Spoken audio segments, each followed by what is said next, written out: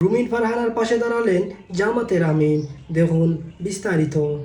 আমরা সকল সদস্যের প্রতি শ্রদ্ধা জানিয়ে বলবো, কোনো সংসদ সদস্য যখন দাঁড়িয়ে কোনো কথা বলবেন, তা নিয়ন্ত্রণ অথবা তাকে এলাও করার একক এখতিয়ার হচ্ছে মাননীয় স্পিকারের।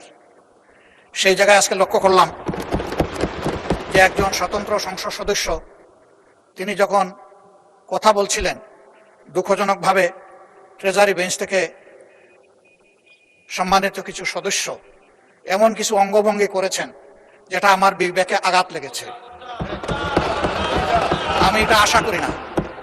এমনকি আমি এও লক্ষ্য করলাম, একবার দুইবার নয়, 4 বার 5 বার নির্বাচিত হয়ে এই সংসদে যারা এসেছেন তাদের কেউ কেউ এই কাজটা করেছেন। আর শেষমেশ যখন মাননীয় সংসদ সদস্য রুমিন ফারহানার বক্তব্য চলছিল, বিষয়টা একেবারেই অগ্রহণযোগ্য যা করা হয়েছে।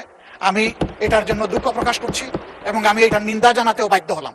এই বিষয়টি আপনারা কিভাবে দেখছেন অবশ্যই আমাদের কমেন্ট বক্সে আপনাদের মতামত জানান।